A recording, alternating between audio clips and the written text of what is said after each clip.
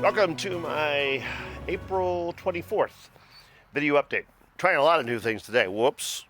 I am, first of all, most of this video or most of this episode is going to be me out practicing with my DJI Spark Drone. I just came back from that and took a shower and having a little refreshment, and wanted to kind of talk about the drone, my experience with it so far, and the need for practice, and the obvious need for practice. Now, another thing I'm doing is I'm recording with this new Olympus recorder I got, which I'll talk about a little bit more in depth another time. And I'm using it, instead of plugging it in as I did in the video you're going to see in a little bit, I had it plugged into a lavalier and it was in my pocket, and I used that to sync with a video that I took with the Android phone that I have, Robin. But now I've got it on a stand, and I just wanted to do this to see how effective it is. Now, the bad news is it's in the frame, and I can put it over here. Let me do that. Put it over here so it's right out of the frame, right there, almost out. You can see a little bit of the stand, and see how the sound is with that. Now, I'm also on our back deck, road right behind our fence with lots of traffic on it, so I'll be interested to see how that computes, and how the sound from this compares to the sound from my iPhone with which I'm recording this. Okay, let's move it back over here so it's more in front of me, so I'm talking into these two mics, and actually three mics. There's a mic in the middle and then two mics on the side. I'm going to try not to knock that. It's a nice little recorder, and I'm hoping that I can use it like this occasionally because it's very handy. But I digress. That's for another time. Today, I'm talking about my little DJI Spark Drone that I got back in December in anticipation of being able to take drone shots of our family's traditional polar plunge on January 1st. Unfortunately, the temperatures were in the single digits, and there was no polar plunge this year. And from then until recently, the weather has been up and down, cold, warm, and rainy, snowy, just crazy. So I really have not practiced very much with the drone at all. And usually in my front yard, when I have practiced, I'm getting better. I went out yesterday and did some practicing, and it was a little sunny and it was a little windy, but my batteries did not last very long, so I went out today and charged my batteries right before I went out, and that's really a good tip. I just charged them as I came home, but I stopped it so they're really charged maybe 75%. And recommendation is that with these intelligent batteries, that when you're storing them, when you're not using them, keep them around, don't have them fully charged, because they're going to discharge rather quickly.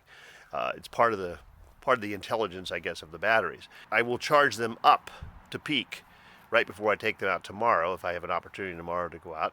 Okay, so batteries charged. Let's take a look at what I experimented with on this outing today.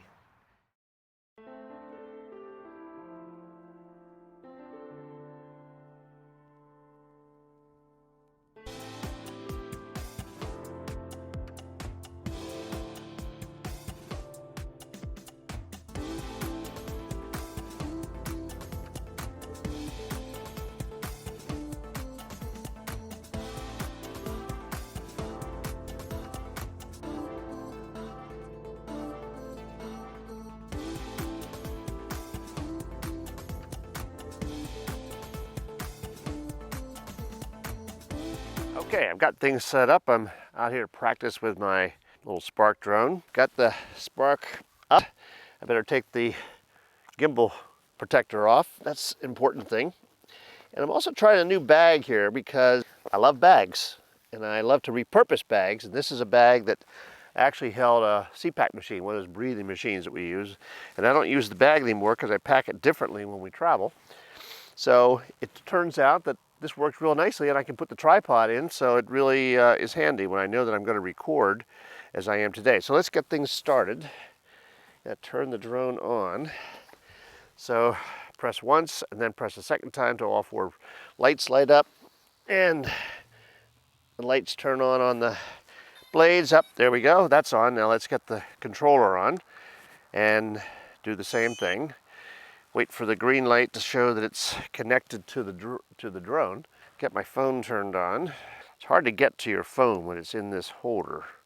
So, okay, we got to have a green light on the controller. So I am talking to the drone. Now I just got to make sure the iPhone's talking to the, and it is, it's connected, the Wi-Fi is connected to RC, remote control. Okay, so that's good. Now let's go out to DJI Go. A little bit of a breeze today, but I think it's going to be okay. And I'm in a site close to my home. I'm having a little trouble finding like real open areas that I'm comfortable practicing with a drone. This used to be an orphanage. It was called the Presbyterian Home. It's been repurposed by Centra. Humankind provide services to the community, and I'm ready to roll. So let's try the Steve Cott's method of turning it on. And a tip of the hat to Steve, who reminded me of this. You just hold the 2 joysticks down and to the right, left and right, and it turns it on.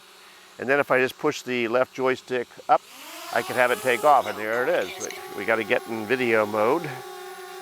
Where's video mode? Okay, we're in video mode now. All right, so now it's looking right at the camera. I'm going to bring it backwards a little bit. There we go. There we go. And I'm going to take it up. And so my purpose for doing this today is just to practice, because I have not gotten enough practice. I got this back in December.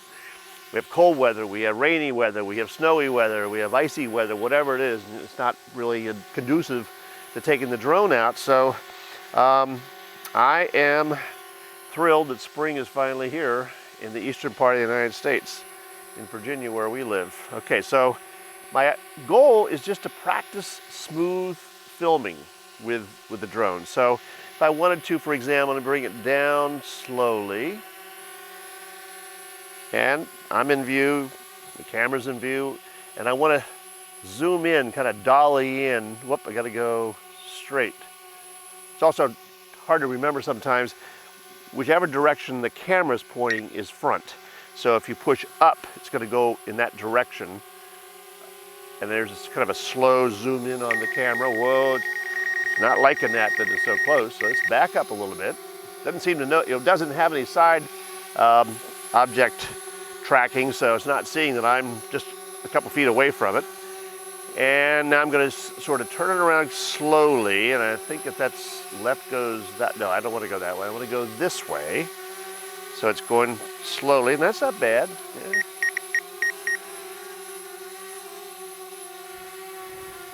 It's a little jerky, huh? Okay, so let's go up, Mr. Drone. And you can see the old residence houses of the Presbyterian Home. Let's go up a little higher. That's kind of slow. We're up 20 feet. So if I push my left joystick to the right, it's turning it to the left, I think. Nope, it's turning it to the right. Okay. So, the left. And see, it's sort of jerky. I got to work on that. That's why I'm out here. Okay, we're going to go up and bring the camera down. All right, I got that. Up movement and down. And you'll notice off there, you'll start to see, well, let me move the camera up. Those blue mountains, this area has the Blue Ridge Mountains, and that's why they're called blue. Okay, where'd you go, drone? It's 165 feet up. It's pretty high. Let's go forward a little bit, drone. So there we go.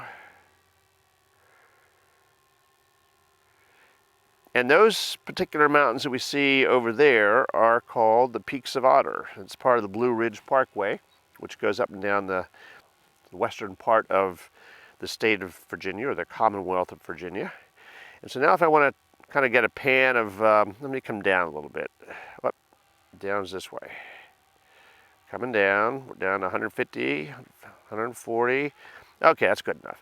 And if we sort of pan over to the right so you can see all the old residence houses of the orphanage, the Presbyterian home, there's a swimming pool, and there's more of the peaks. And that's a little fast, so I want to slow it down. I got to look and see how I can change that.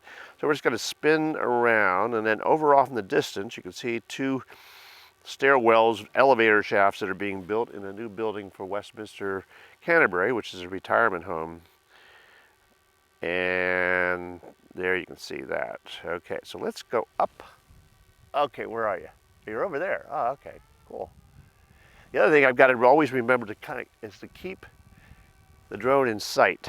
So that's an important thing. Okay, so now we're going to go around the other way. We're going to come back towards the orphanage, or humankind I should call it now. Going a little too fast, too fast, too fast. And there are the peaks. Let's go up a little higher. Maybe we can get another good view of the peaks. So we're up, let's go up to 200 feet. Okay, we're at 200 feet, and I'm going to come around to the left. And that's kind of slow. That's not too bad. All right. So now we're pointing towards about where our house is, really. And we live over in those, beyond those trees there someplace. Don't think you can make out our house, though. If I find it, I'll put an arrow on it. And then we'll spin around, and we're coming around to an area that is peakland, and that's where we just had a tornado come through. Okay, so that was kind of cool. And the message, I guess, from this this particular episode is the same as, and just recently was watching Patrick Lavar's channel again and some of his recent videos. It's practice, practice, practice. Doesn't matter what you're recording. Doesn't matter that it's not the most glorious place in the world. But the important thing is that you get out and practice, whether it's just taking single shot images or taking videos, making videos, or recapturing videos so you can make videos, or a combination of all those things. The important thing is that you need to practice.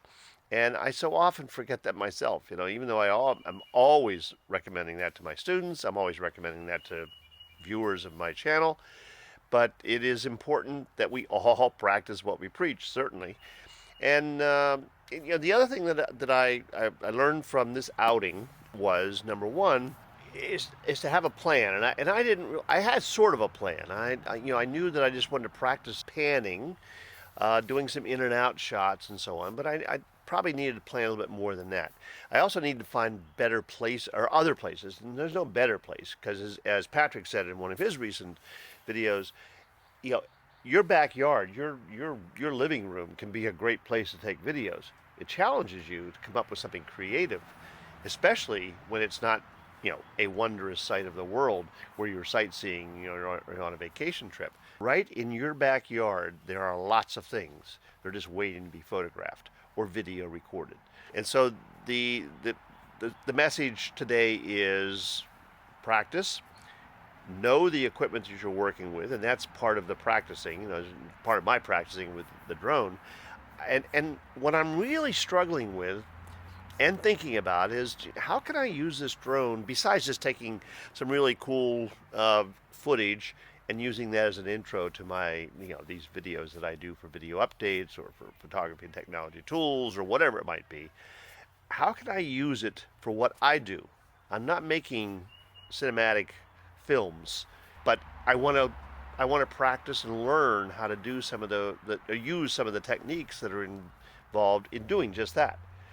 And so, and then the other part of knowing about your equipment is realizing that each device you have, in most cases, has a battery. And how does that battery work compared to the battery in something else? So the batteries in this Spark perform a bit differently than the batteries in my Olympus camera, for example, or the batteries that I might use in my flashes. And so you need to understand those things. And for example, yesterday when I went out, I was frustrated because one battery was at 50%. The battery that was in the drone itself was about 75%. So I didn't have full capability of practicing. So when I go out tomorrow, what I'll do is I've already charged the batteries, as I said, and I've charged them not fully, just partially. But tomorrow morning I'll plug them in hopes that I'll be able to go out, after I do some work around the house, and do some more practicing, and they'll be fully charged. So I'll have 2 batteries that are fully charged, which would give me a good half hour of practice, or a little bit less perhaps. And believe me, when I'm able to, I'm ordering 2 more batteries, because I think that's going to really be helpful. Thank you very much for checking in on this video update, and I'll look forward to seeing you in the next one. Goodbye.